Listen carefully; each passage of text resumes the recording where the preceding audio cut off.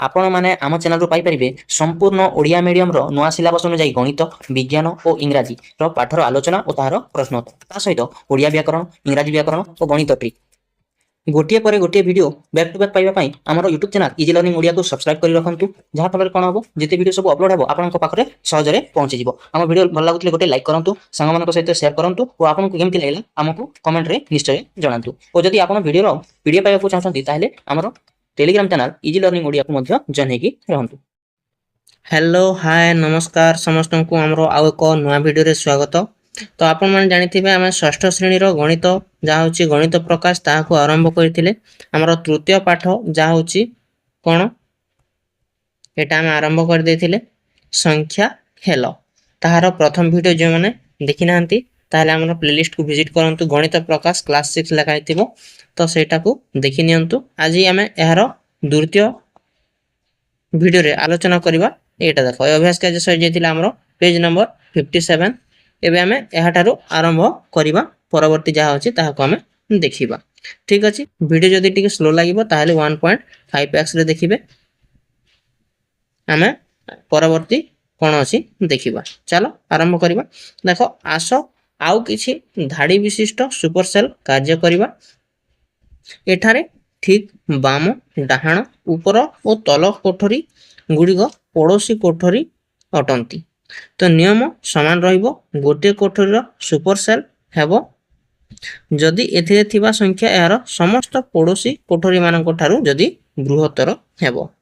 सारणी 1 रे कोन अछि 8632 अछि देखो 8632 अछि 8 टा एटा कोन गोटे एटा गोटे सुपरसेल होटे ताहार समस्त पड़ोसी संख्या जेमिति कि ऊपर संख्या तार बाम संख्या डाहाण संख्या आउ तल संख्या एमती चारि संख्या टारो से बड़ थिबा जोगु ताहाको हमें सुपरसेल बोली कहूछि। तो बुझी हला तो एमती भाबरे हमें ताहाको सुपरसेल कहबा जहार चारि पट संख्या से संख्या टारो छोटो थिबो। आ मन कर देखो 9870 एटार तार चारि पटरे संख्या नहीं तो ताहार जो दुई पटरे संख्या अछि से जदि ताहार ठारू छोटो अछि ताहाको मध्ये हमें सुपरसेल कहबा। तो बुझी पारलो 5 अंक विशिष्ट संख्या द्वारा सारणी 2 पूर्ण कर जेउथिरे 10639 अंक गुडीको किछि क्रम रे रहिबो। देखो हमें एमती हवारे करबा तो सुपरसेल बोली बुझी पारलो जोटा एमती दुईटा संख्या थिबो तार दुईटा संख्या बा दुई पटर संख्या ठारू जदि बड़ अछि ताहाको मध्ये हमें कोन कहबा ताहाको मध्ये हमें सुपरसेल बोली कहबा। तो हमें ए द्वितीय सारणी को हमें पूर्ण करबा जहा कि कोन 10639 व्यवहार करबा। देखो हमें द्वितीय सारणी रे कोन कोन लिखि परिबा जहार बाम डाहाण ऊपर तल संख्या कोन रहिबो छोटो रहिबो सुपरसेल गुडी कर। तो देखो आरंभ करबा। देखो एठी देसी एटा सुपरसेल नहीं ता माने ए सुपरसेल एटारु कोन हबो बड़ हबो। तो 96301 रो हमें बड़ संख्या एठी रे लिखिबा। तो मु लिखि नउछि गोटे 9631 एमती लिखि नेली तो एटा गोटे सुपरसेल हे गला। तापर देखो दुईटा संख्या छोटो अछि तृतीय संख्या छोटो अछि तापर एठी बड़ अछि ता माने एठारु एटा बड़ हबो। तो हम कोन लिखिबा 36109 अछि 110 मु लिखि दउछि। तो एथिरे हमर बड़ संख्याटी मिली गला। बड़ संख्या मिलिबो कि देखो तल ठारू भी बड़ हबार अछि 19306 ठारू भी बड़ हबार अछि एहा ठारू मध्ये एटा बड़ हबार अछि। तो एटा अछि हां ता माने हमर सैटिस्फाई हे गला। तापर देखो 96130 जो प्रथम एटा को हमें लिखिथिले ताहार तले कोन लिखिबा ताहार तले भी ए ठारू बा ए संख्या ठारू कोन हो छोटो संख्या हमें लिखिबा को पड़िबो। तो छोटो संख्या जदि लिखिबा हमें फिर ए संख्या ठारू मध्ये एटा कोन हबार अछि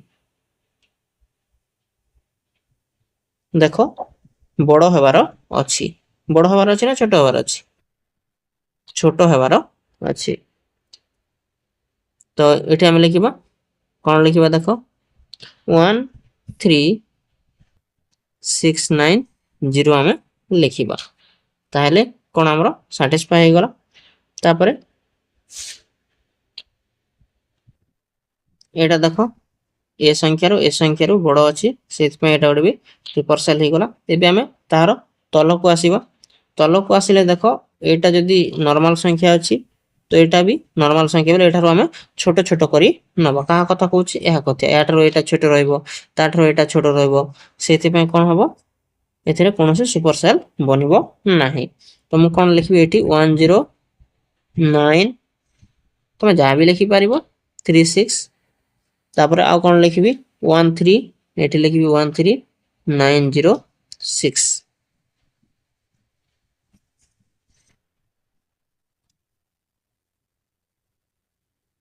ତାପରେ ଲେଖ ଏଠି କଣ ଲେଖିପାରିବି ମୁଁ?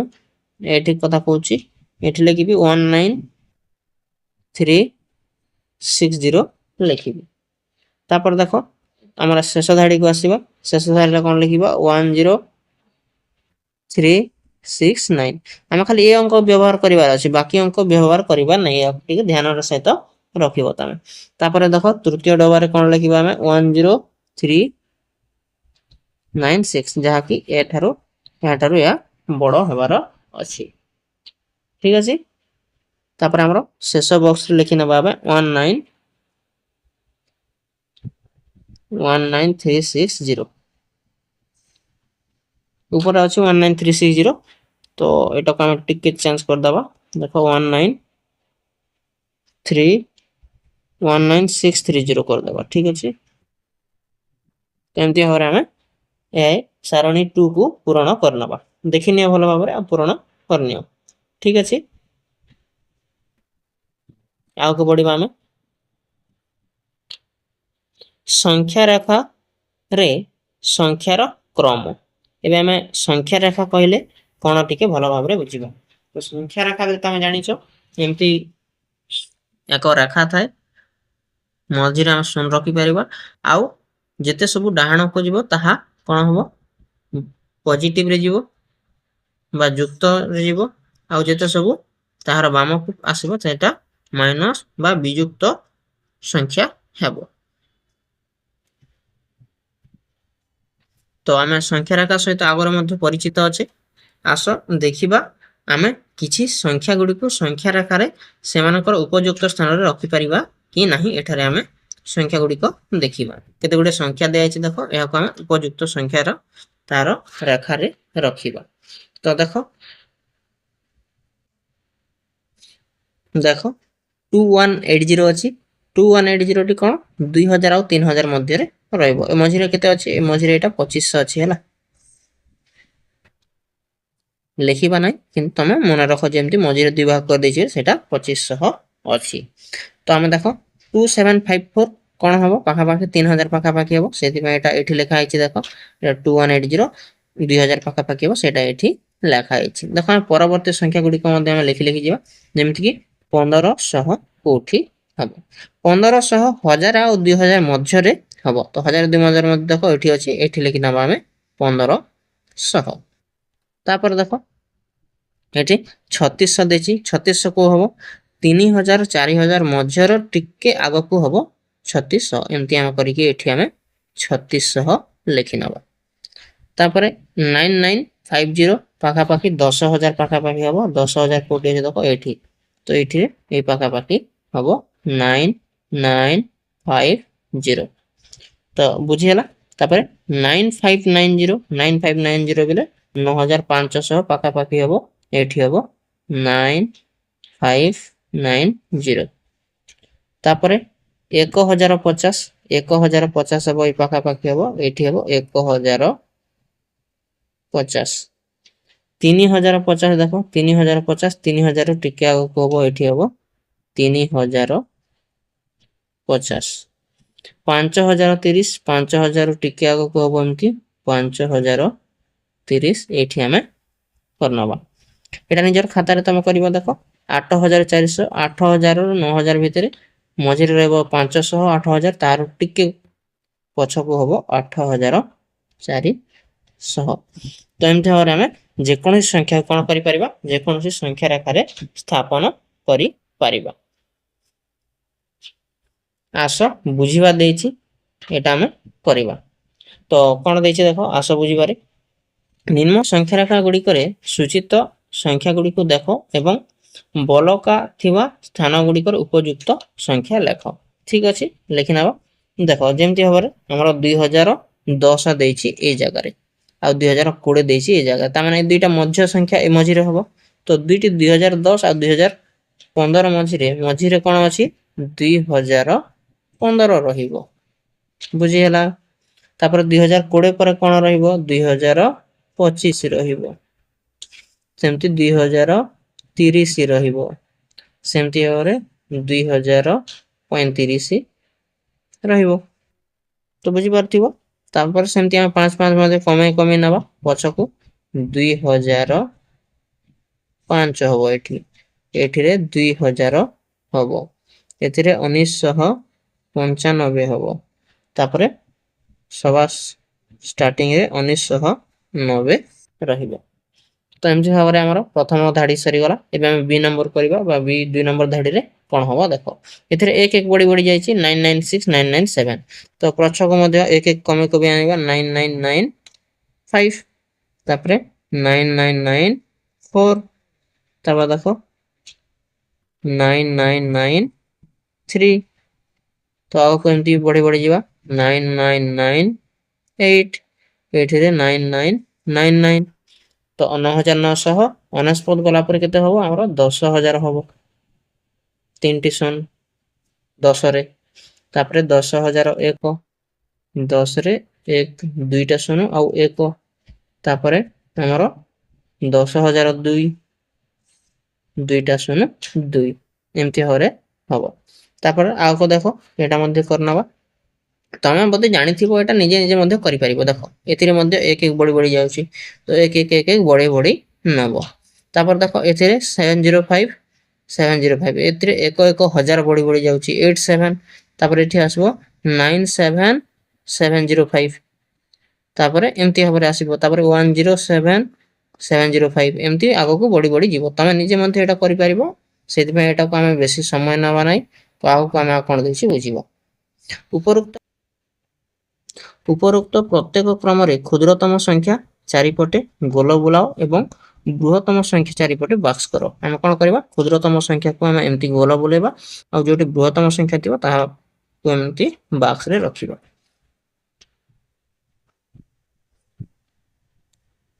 ଏସବୁ ସଂଖ୍ୟାକୁ ଦେଇଛି, ତାହାର କ୍ଷୁଦ୍ରତମ ସଂଖ୍ୟା ହେଲା ମନେକର ଏଇଟା, ତ ଏଟାକୁ ଆମେ ଗୋଲ ବୁଲେଇ ଦେଲେ ତାହାର ବୃହତ୍ତମ ସଂଖ୍ୟା ଏଇଟା, ଏଥିରେ ବାକ୍ସ ରଖିଦେବା।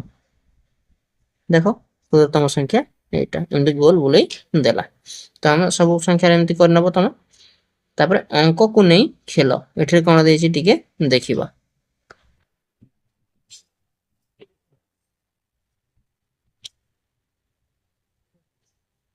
ଆମେ ସାଧାରଣତଃ 1 2 3 ଡଟ୍ ଡଟ୍ ଡଟ୍ ଏମିତି ଆମେ ସବୁ ଗଣନ ସଂଖ୍ୟା ଆରମ୍ଭ କରିକି 1 ଠାରୁ ଆମେ ଅନେକ ପର୍ଯ୍ୟନ୍ତ ଜାଣିଛେ।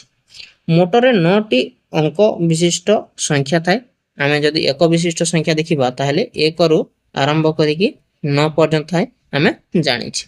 ସେମିତି ଆମେ ଯଦି 2 ଅଙ୍କ 3 ଅଙ୍କ 4 ଅଙ୍କ ଏବଂ 5 ଅଙ୍କ ବିଶିଷ୍ଟ ସଂଖ୍ୟା କେତୋଟି ଅଛି ନିର୍ଣ୍ଣୟ କରିପାରିବା।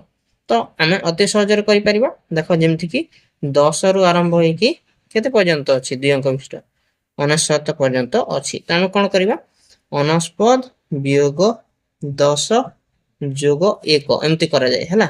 99 ରୁ 10 ଗଲେ 99 ଯୋଗ 1, ତାମାନେ 2 ଅଙ୍କ ବିଶିଷ୍ଟ ସଂଖ୍ୟା 90ଟି ଅଛି ବୋଲି ଆମେ କହିପାରିବା। ତ ଏମିତି ଭାବରେ ତମେ ମଧ୍ୟ ଜାଣିଥିବ ତ କରିପାରିବ ହେଲା। ତାପରେ 3 ଅଙ୍କ ବିଶିଷ୍ଟ ସଂଖ୍ୟା ଦେଖ କରିଦେଉଛି 100 ରୁ ଆରମ୍ଭ ହେଇକି 999 ପର୍ଯ୍ୟନ୍ତ ଯାଇଥାଏ। ଆମେ କଣ କରିବା 999 ରୁ 100 ବିୟୋଗ କରିବା, ଯାହାକି ଆମର ଆସିଯିବ 899। ତାରୁ ଆମେ 1 ଯୋଗ କରିଦେଲେ ଆମକୁ ଟୋଟାଲ କେତେ 3 ଅଙ୍କ ସଂଖ୍ୟା ଅଛି ତାହା ଆମେ ପାଇଯିବା, ଯୋଉଟା କି 900ଟି ହେଇଯିବ। ତ ଏମିତି ଭାବରେ ତମେ କରିପାରିବ। ଏଟା ଆମର ପ୍ରଥମ ଚାପ୍ଟରରେ ବୋଧେ ଏଟା ଆମେ ଆଲୋଚନା କରିଦେଇଛେ, ସେଥିପାଇଁ ଏଥିରେ ଆମେ ବେଶୀ ସମୟ ନେବା ନାହିଁ। ଆଗରୁ ଆଉ କଣ ଅଛି ଦେଖିବା। ତାପରେ ଦେଖ 1 ଅଙ୍କ ବିଶିଷ୍ଟ ସଂଖ୍ୟା 9ଟି ଅଛି, ତାହା କୋଉ 1 ରୁ ଆରମ୍ଭ ହେଇକି 9 ପର୍ଯ୍ୟନ୍ତ। ସେମିତି 2 ଅଙ୍କ ବିଶିଷ୍ଟ ସଂଖ୍ୟା କେତେଟି ଅଛି ଏବେ ଆମେ ବାହାର କରିଥିଲେ 90। 3 ଅଙ୍କ ବିଶିଷ୍ଟ କେତେଟି ଅଛି 900। ତାପରେ 4 ଅଙ୍କ ବିଶିଷ୍ଟ ସଂଖ୍ୟା ବୋଧେ 9000 ଏମିତି କିଛି ଥିବ, ଯଦି ପ୍ୟାଟର୍ନ ଫଲୋ କରୁଥିବ ବୋଲେ। ଦେଖ ନିଜେ ବାହାର କରିକି ଦେଖିବ ହେଲା, ଅତି ସହଜ, ତମେ ନିଜେ ମଧ୍ୟ ଏ ସବୁ ଜାଣିପାରିବ। ତାପରେ ଦେଖ तापरे आगरे कौन अच्छी देख संख्या गुड़िकर अंकर समष्टि आम देखा गीता लक्ष्य कला जिते बेले से किछि निर्दिष्ट संख्या गुड़िकर अंक मान को मिसाउछि मिश्रण फल समान आसुछि उदाहरण स्वरूप जेमती कि 6 8 68 देख 68 अंक मान को मिसाइले कौन आसुछि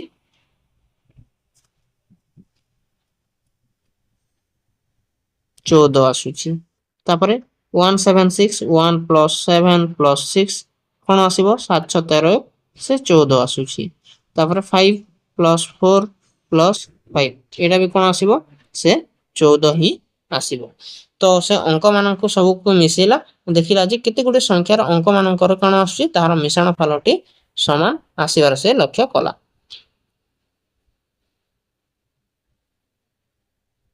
एबे देछि आस बुझिबा तो एटा कौन देछि एटा हमें पेज नंबर 60 रे थिबा ए हमर आस बुझिबा को एबे हम संपूर्ण समाधान करिबा तो गोटे वीडियो रे ही हमें ताको बुझिबा ठीक अछि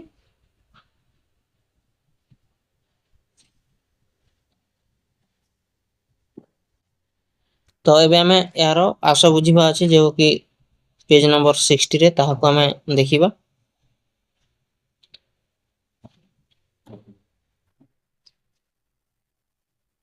देखो एक नंबर आम कौन कौच बुझा एक नंबर देछि अंक मानकर समष्टि है 14 तार को नहीं कि कौन केते प्रश्न पचारि ताको हमें समाधान करबा जेमति कि एक नंबर क एठी लिखि नउछि देखो एक नंबर क तो कर कौन पचारुछि आउ किछि संख्या लेख जहार अंक मानकर समष्टि केते हबो 14 हबो तमे लिखि पारिबो एतिरे 2 अंक 3 अंक 4 अंक एमति किछि नै तो तमे जहा को नै कि मध्य लिखि पारिबो जेमति कि 3 5 8 हो गला 814 एटा गोटे संख्या हो 9 2 11 हो गला आउ एटा गोटे संख्या हो 5 आरु 9 एटा भी गोटे 9 5 14 ए संख्या भी हो तापरे 8 2 10 4 14 एमती तमे अनेक गुडी संख्या लिखि पारिबो ठीक अछि एबे हमें ख नंबर कोन पचारु छी देखिबा ख नंबर देछि देखो ख नंबर हम कहू सबटर क्षुद्रतम संख्या केते जार अंक मानकर समष्टि केते हबो 14 हबो तो मने पकाओ सबटर क्षुद्रतम संख्या कोट हबो तो मते जहा मने पडुची क्षुद्रतम संख्या हबो हमरो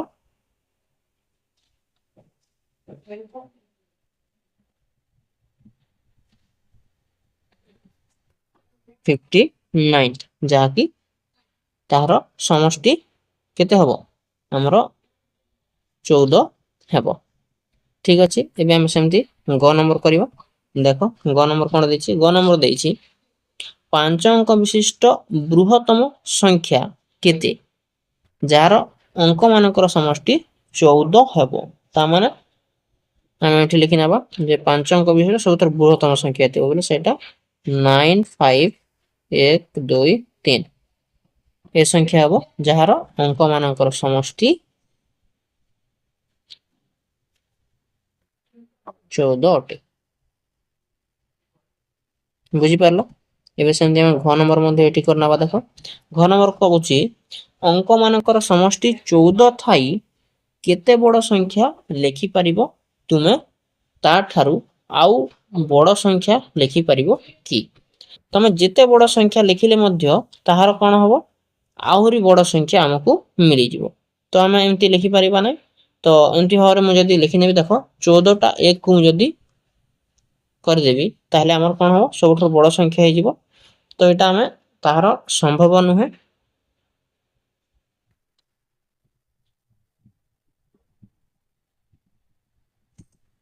कारण जेते बड़ संख्या लिखिले मध्य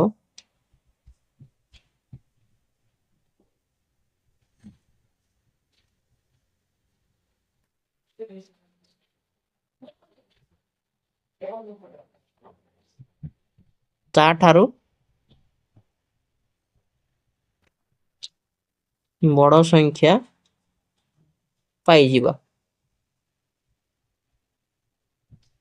तो उदाहरण आकार एमती लिखि नउची देखो 1 2 3 4 5 6 7 8 9 10 11 12 13 14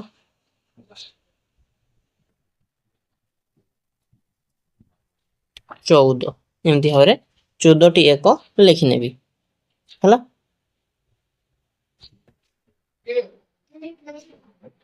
ଆଉ ତାହାର ଏମିତି ଶୂନ ଶୂନ ତମେ ଯେତେଟି ଶୂନ ଦେଇପାରିବ, ବୁଝିହେଲା କି ନା। ତ ଶୂନର ତ କୌଣସି ଆମର କଣ ହବ ନାହିଁ, ତାର ମିଶିବ ନାହିଁ। ତ ଯେତେଟି ଶୂନ ମିଶିଲେ ମଧ୍ୟ ସେଟା ଶୂନ ହେଇଥିବ। ତ ଏମିତି ଆମେ ଅସଂଖ୍ୟ ସଂଖ୍ୟା ଲେଖିପାରିବା ଯାହାର କଣ ହବ, ତାର ସମଷ୍ଟି 14 ହେବ। ତ ଏମିତି ଭାବରେ ତମେ ଲେଖିପାରିବ।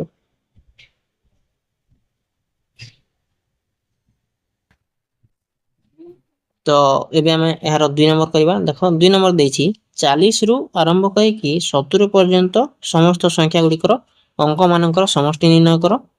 ଆଉ ତମେ କଣ ଦେଖୁଛ ତାହାକୁ ଆଲୋଚନା କର। ଠିକ ଅଛି, ଆମେ କଣ କରିବା, 40 ରୁ 70 ପର୍ଯ୍ୟନ୍ତ ସମସ୍ତ ଅଙ୍କର ସମଷ୍ଟି ଲେଖିବା। ଦେଖ, ତ ଆମେ ଯଦି ଆରମ୍ଭ କରିବା ତାହେଲେ 40 ରୁ ଯଦି ଲେଖିବା ତାହେଲେ କଣ ହବ, 4 ଯୋଗ 0 4 ଆସିଲା। ତାପରେ 41 ର ଲେଖିବା 4 ଯୋଗ 1 ଆମର କଣ ଆସିଲା, 5 ଆସିଲା। 42 ର ଯଦି ଲେଖିବା 4 ଯୋଗ 2 କଣ ଆସିବ ଆମର 6 ଆସିବ। ତାପରେ 43 ର ଆମେ ଯଦି ଲେଖିବା 4 ଯୋଗ 3 7 ଆସିବ। ତ ଏମିତି ଆମେ ଲେଖି ଲେଖି ଲେଖି ଲେଖି ତମେ ଯିବ ସିଧା କୋ ପର୍ଯ୍ୟନ୍ତ, 70 ପର୍ଯ୍ୟନ୍ତ ହେଲା। ମୁଁ ଏତେ ଲେଖିଲେ ବହୁତ ସମୟ ଯିବ, যেটা କି ଅତି ସହଜ, ତମେ ନିଜେ ମଧ୍ୟ ଜାଣିପାରିବ। ତ 70 ପର୍ଯ୍ୟନ୍ତ ଲେଖିବ, ସେଥିରେ 7 ଯୋଗ 0 7 ଆସିବ। ଏମିତି 70 ପର୍ଯ୍ୟନ୍ତ ଲେଖିବ। ଠିକ ଅଛି, ଏବେ ଆମେ ପରବର୍ତ୍ତୀ ନମ୍ବର 3 ନମ୍ବର ଦେଖିବା। ଦେଖ, এটা ନିଜେ କରିପାରିବ ତ, କରିପାରିବ। ଠିକ ଅଛି, ଏବେ ଆମେ ଏହାର 3 ନମ୍ବର କରିବା। ଦେଖ 3 ନମ୍ବର ଆମକୁ କଣ କହୁଛି, 3 ନମ୍ବର ଆମକୁ କହୁଛି 3 ଅଙ୍କ ବିଶିଷ୍ଟ ସଂଖ୍ୟାର ଅଙ୍କ ମାନଙ୍କର ସମଷ୍ଟି ନିର୍ଣ୍ଣୟ କର, ଯାହାର ଖାଲି 3 ଅଙ୍କ ନୁହେଁ, ତାହାର କଣ୍ଡିସନ ଦେଇଛି ଯାହାର ଅଙ୍କ ଗୁଡ଼ିକ କ୍ରମାନୁସାରେ ଥିବ, ଯେମିତି କି 3 4 5। ତୁମେ କିଛି ସଂରଚନା ଲକ୍ଷ୍ୟ କରୁଛ କି ତାହାକୁ ଦେଖିବ। ଦେଖ, ଆମେ ପ୍ରଥମେ କଣ କରିବା, ତାହାର ସମଷ୍ଟି ନିର୍ଣ୍ଣୟ କରିବା ଆଉ ସେଥିରେ କଣ ସଂରଚନା ରହିଛି ତାହାକୁ ବୁଝିବାକୁ ଚେଷ୍ଟା କରିବା। ତ ଆମେ ଏଠି ଲେଖି ନେବା। ଦେଖ 3 ନମ୍ବର ହେଲା। ତ ପ୍ରଥମେ ହେଲା 1 2 3, 1 ପ୍ଲସ୍ 2 ପ୍ଲସ୍ 3 କଣ ଆସିଯିବ, 6 ଆସିଯିବ। ବୁଝିଗଲା। ତାପରେ 2 3 4 ଆମେ ଲେଖିପାରିବା ତ 2 3 4, 2 ପ୍ଲସ୍ 3 ପ୍ଲସ୍ 4, 4 3 7 2 9 ଆସିଯିବ। ତାପରେ ଆମେ ଆଉ କଣ ଲେଖିବା, ତାପରେ 3 4 5, 3 ପ୍ଲସ୍ 4 ପ୍ଲସ୍ 5, 5 4 9 3 12 ଆସିଯିବ। ତାପରେ 4 5 6, 4 ପ୍ଲସ୍ 5 ପ୍ଲସ୍ 6, 6 4 10 5 15 ଆସିଗଲା। ତାପରେ ଆମେ ଆଉ କଣ ଲେଖିପାରିବା, 5 6 7, 5 ପ୍ଲସ୍ 6 ପ୍ଲସ୍ 7। ତ ଏମିତି ଭାବରେ ତମେ ଲେଖି ଲେଖି ଯିବ। 11 আর 7 18 ଆସିଗଲା। ତ ଏଥିରେ ଆମେ କଣ ଦେଖିବାକୁ ପାଉଛେ, ଦେଖ ଆମକୁ 6 ମିଳିଲା, ପଛେ 9 ମିଳିଲା, ପଛେ 12, ପଛେ 15, ତାପରେ 18 ମିଳୁଛି। ତାମାନେ ଏଥିରେ ଆମକୁ କଣ ଦେଖିବାକୁ ମିଳୁଛି, ତ ଆମକୁ 3 ର ପଣିକିଆ ବା 3 ର ତାର ଗୁଣିତକ ଦେଖିବାକୁ ମିଳୁଛି। ତ ଆମେ ଯଦି କଣ କରିବା, ଏଠାରେ ଏଠି ଲେଖି ନେବା, ଆମକୁ 3 ର ଗୁଣିତକ ରେ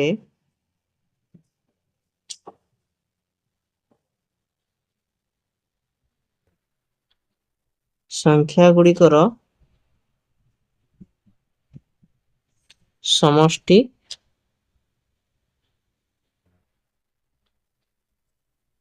ଦେଖିବାକୁ ମିଳୁଛି, ଲେଖିନେବ। ବୁଝିଗଲା।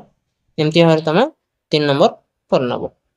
ତ ଆଶା କରୁଛି ଆପଣମାନଙ୍କୁ ଅତି ସହଜରେ ବୁଝିପାରିଥିବି। ଯଦି ଆପଣମାନଙ୍କୁ ଅତି ସହଜରେ ବୁଝିପାରିଥିବି ତାହେଲେ ଆମର ଚ୍ୟାନେଲକୁ ଗୋଟେ ଲାଇକ୍ କରିଦେବେ, ସାଙ୍ଗମାନଙ୍କ ସହିତ ସେୟାର କରିଦେବେ